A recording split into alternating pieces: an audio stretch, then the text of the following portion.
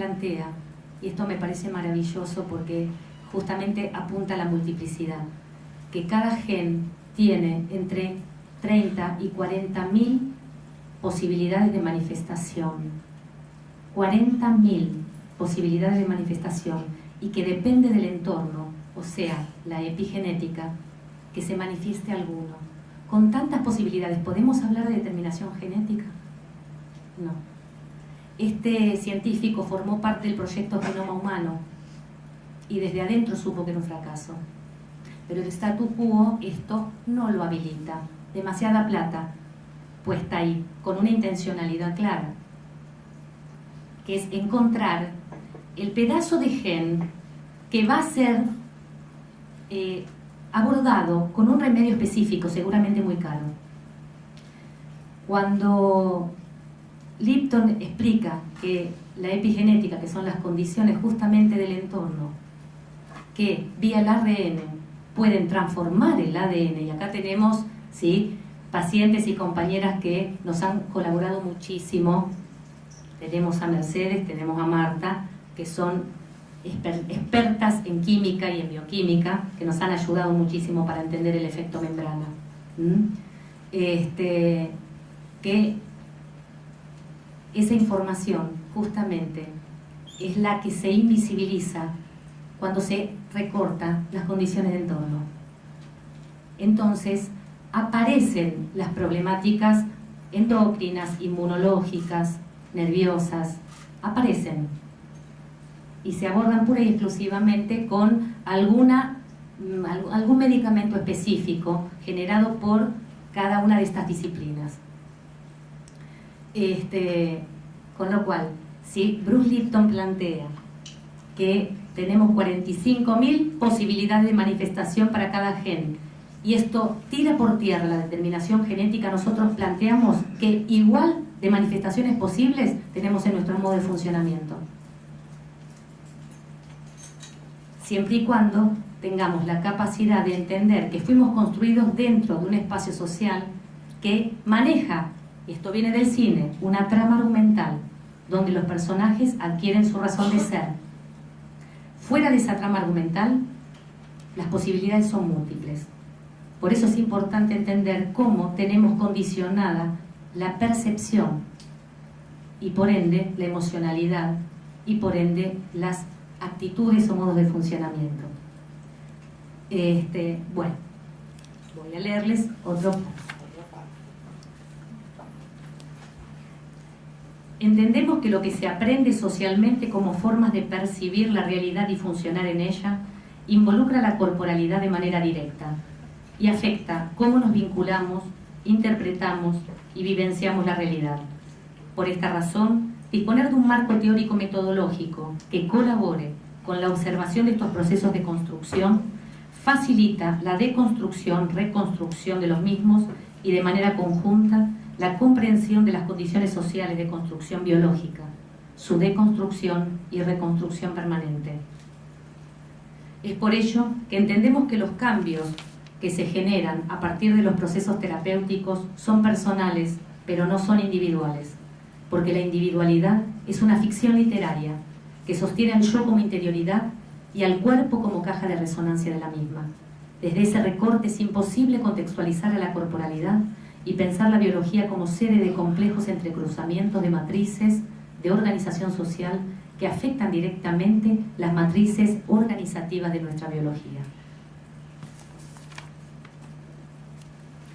La emocionalidad, esa gama de vivencias que van desde la alegría, miedo, ira, amargura, tristeza, preocupación, se entrelaza con actitudes y pensamientos que no solo organizan los modos que tenemos de percibir la realidad, sino muy especialmente la estética corporal y la organicidad.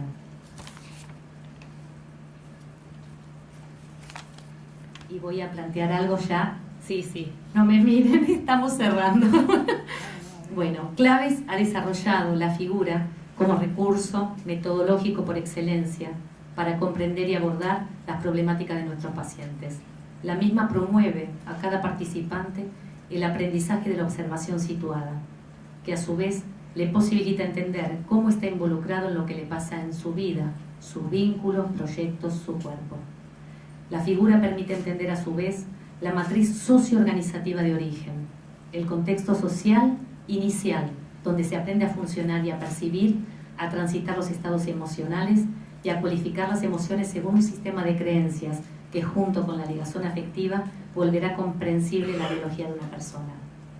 Con lo cual, teniendo todas estas variables presentes dentro de un marco conceptual que las puede cualificar, nada es imposible.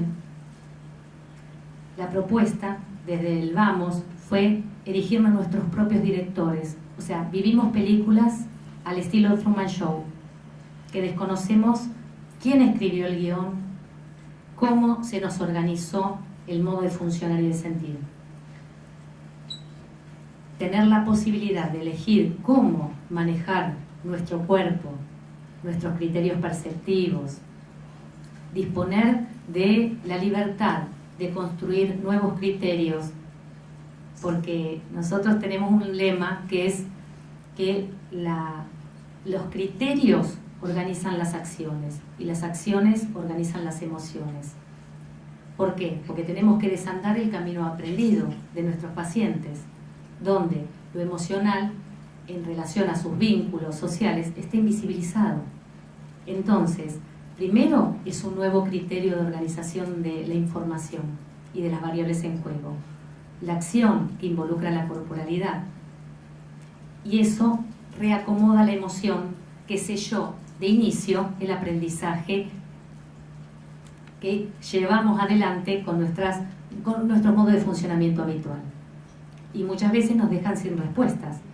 Con lo cual, lo que hicimos fue discriminar las emociones que llamamos literarias o descontextualizadas y el aprendizaje de cualificar las emociones en la situación donde estoy involucrado. Muchas veces una situación presente activa situaciones pretéritas y damos respuestas que fueron óptimas en otro tiempo y espacio, pero que no son resolutivas en el momento presente. Con lo cual, poder transmitir, propiciar lo que llamamos la observación en situación, que es una observación incluida, o sea, a diferencia del positivismo que habla de la observación neutra, donde desde la perspectiva, ¿sí?, me pongo de la vereda de enfrente y describo la realidad. Nosotros planteamos que uno siempre observa con el cuerpo presente, con lo cual tenemos que saber con qué criterios observamos y cómo lo hacemos, porque si no, solemos recortar información significativa. Estaba pensando en un ejemplo.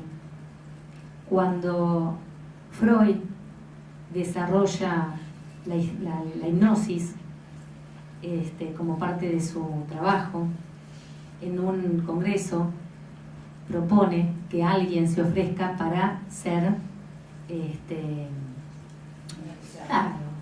hipnotizado.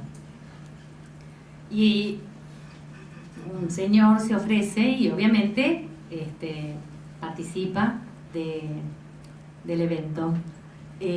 La orden era: a los 5 minutos que salgas del trance hipnótico, abrirás tu paraguas. ¿Qué pasa con el pobre señor a los 5 minutos de salido del trance hipnótico? Abre el paraguas. Entonces le preguntan: ¿por qué hizo eso? Si desconocemos las condiciones sociales de producción, que fue la orden del médico que estaba mostrando cómo funciona, el pobre señor dijo: porque pensé que estaba lloviendo y entonces lo abrí porque pensé que estaba roto. Ahí empiezan las explicaciones individuales, o sea, el sinfín de explicaciones e interpretaciones justificadoras de las cosas que hacemos y de cuyas condiciones de producción desconocemos. ¿Se entiende? Por eso es tan importante entender cómo cada microespacio donde circulamos tiene reglas de juego y modos organizativos en matrices vinculares que podemos observar si disponemos de un marco teórico que permita que eso sea materializable y observable, que es lo que nosotros con mucho esfuerzo hemos logrado hacer en estos 25 años. No ver individuos con interioridad, separado del resto. Hemos aprendido a ver gente vinculándose de manera complementaria y optimizando sus potencialidades o invalidando sus potencialidades en los juegos de poder, por ejemplo. A ver si encuentro algo más para leerles. Es muy largo, así que solamente alguna síntesis.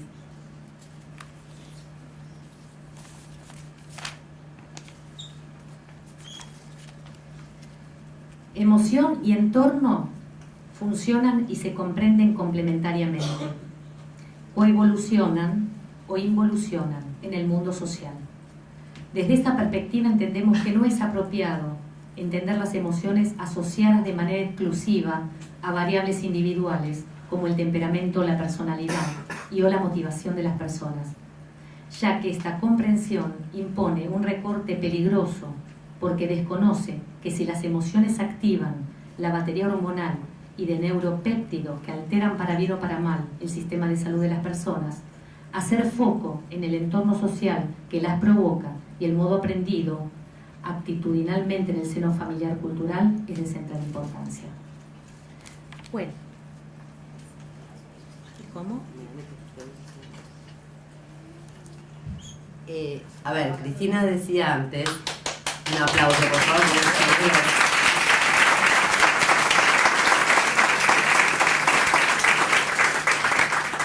Cristina decía antes que nosotros compartimos las emociones con los mamíferos. Es decir, las emociones no están ni mal ni bien, justamente son de supervivencia, porque las emociones son las que activan al cuerpo y le dan las órdenes para que se preparen para lo que viene. El punto es, en esto que estábamos diciendo, que muchas de nuestras emociones dependen de un rollo, una película que nos armamos, es decir, en este modo de funcionar que tenemos, que son nuestros pensamientos, y entonces en este punto son inadecuadas. Cuando yo, frente a una situación de angustia, organizo todo el cuerpo, o angustia señal, organizo el cuerpo para la huida, es correcto todo lo que me pasa porque yo necesito tener mayor cantidad de ritmo cardíaco y demás porque voy a hacer un esfuerzo para la huida. Pero ¿qué pasa? Si en realidad X situación, ver la imagen de no sé qué, me genera ese estado y me altera y digamos, despliega un mecanismo químico que no va a tener ninguna otra salida, esto es lo que termina enfermando. Igual el enojo y otro tipo de cosas son necesarias para la supervivencia en determinados momentos históricos. Esto era necesario para la defensa, era necesario para defender el territorio, para cazar, etcétera, etcétera. Hoy esas emociones han quedado atravesadas por la cultura. Y entonces, cuando nosotros las sostenemos literariamente, generamos un movimiento químico que no tiene nada que ver con la situación. Esto es lo que hace el punto del desajuste. Yo verdaderamente quería pedir un nuevo aplauso a Cristina, que nos maravilló con su...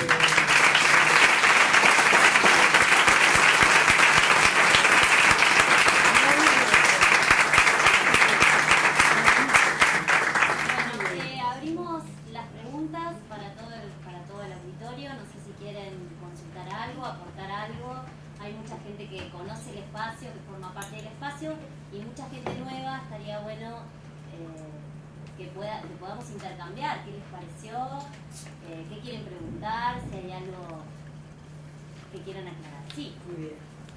Sí, bueno, yo caí como un marciano con paracaídas en este encuentro, pero agradezco y la verdad me felicito de haber acercado donde vine. Voy a tratar de ser breve.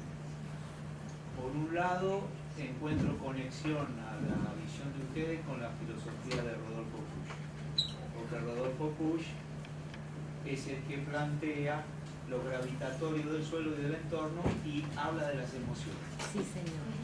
Me parece que es un campo para explorar y para converger en la posición de ustedes. Lo citamos en nuestro primer libro, es un interlocutor al que amamos. Esto de definir el ser con el otro, justamente, el estar siendo, alterar justamente cualquier criterio que recorte el estar con el otro en una individualidad como abstracción. Sí, es un personaje que queremos, que reconocemos y que forma parte de nuestro bagaje de interlocutores válidos. Bien, y después voy un poco a la realidad real, como dice el Quijote, ¿no? El campo de la medicina laboral y el tema de que la salud mental no está reconocida por las ART. Yo estoy formando parte de un juicio que llevo 4 años contra una ART por una enfermedad que me generó problemas orgánicos en el entorno laboral. O sea, yo era gerente de operaciones especiales, sometido a un régimen de exigencia que me generó un estrés muy grande que derivó en problemas orgánicos. Eso está todo en juicio.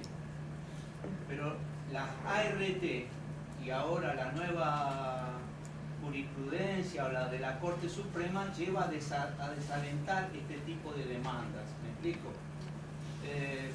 No sé cómo argumentar esa conexión del ámbito laboral y en la generación de los problemas orgánicos que a mí me devino, que incluso me generó un tumor, ¿no es cierto? Entonces, esta es una lucha, digamos, en la cual estoy como el Quijote contra los molinos de viento. No hay forma de argumentar la conexión. Porque es lo que planteábamos de inicio. Lamentablemente tenemos que lidiar con un sistema que divide, que recorta, que quita las condiciones de producción. Por eso el intento de compartir con la gente nuestro modelo es con la intencionalidad de poder organizar lo que llamamos masa crítica, o sea, una cantidad de gente significativa que proponga una transformación del concepto de condiciones de salud y enfermedad. O sea, estás en las mismas condiciones de necesidad de cambio que nosotros tuvimos hace 25 años. De hecho, te cuento cómo arrancó nuestra experiencia. Trabajábamos con Claudia en una comunidad terapéutica con adictos en rehabilitación. En el momento que el HIV hace su debut, no teníamos el cóctel, no teníamos condiciones de abordaje terapéutico, no teníamos nada. Y la gente se moría por el diagnóstico. O sea, esto es lo que llamamos el efecto nocebo del discurso médico. Cómo construye el devenir en esto de lo determinista. Tuvimos que inventar los recursos. Y en ese momento, porque el que busca encuentra, apareció Caserta en esa comunidad terapéutica, proponiéndonos este modelo que nos permitió una sobrevida maravillosa, ¿sí?, a todos nuestros portadores de HIV, con un proyecto de vida, con otras condiciones y calidad de vida. Pero la realidad es que no sostuvieron económicamente el espacio porque no reunía las condiciones.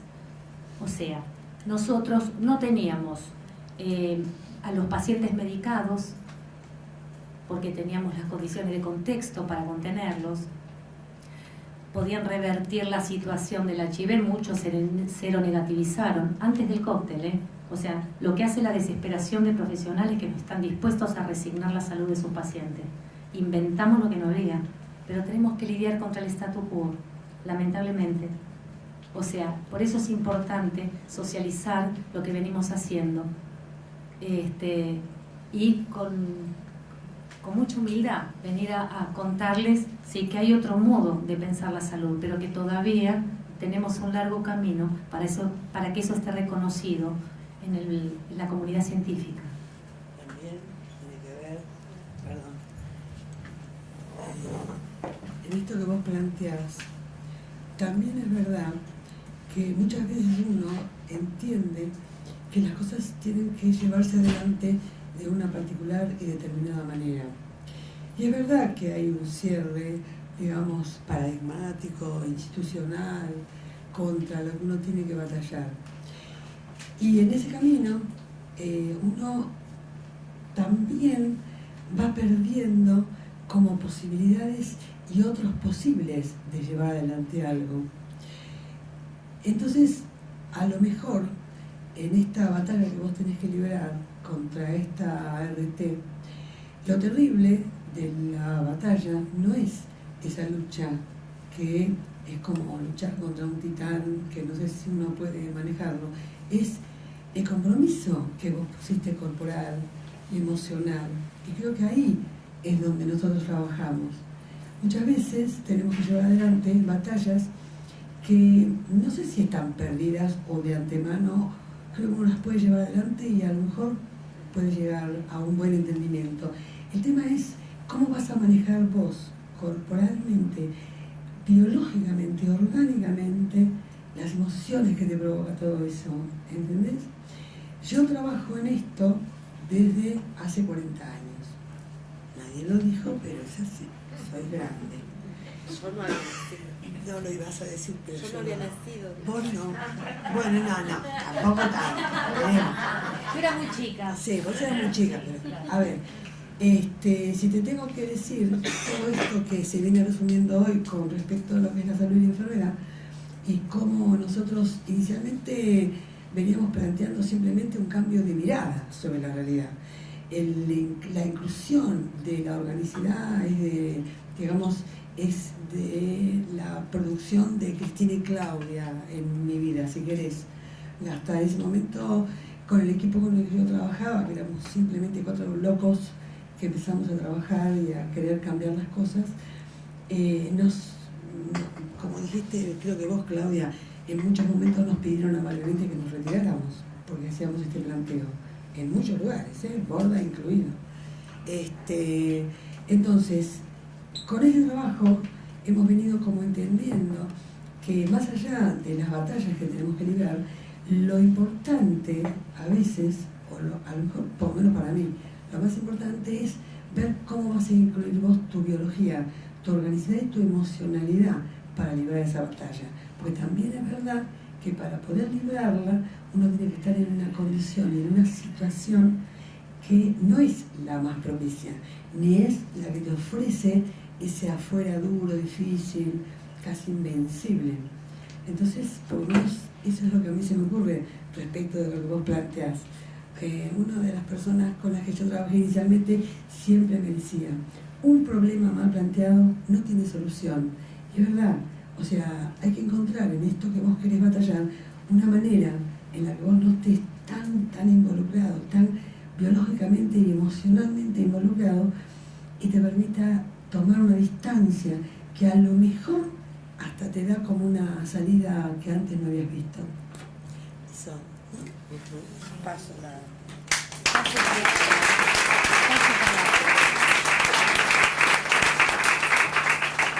Bueno, hago un poquito el cierre contándoles, primero agradeciéndote, Brenda, gracias por el contacto, por permitirnos dar esta charla que para nosotros es súper importante. Para nosotros también es muy valioso hablar. Gracias. Muchas agradecemos el chino, que no sé si vino, el chino Santos. No vino, bueno, también que fue nuestro link para poder dar con el Centro Cultural, es el director del área de cultura acá dentro del Centro Cultural.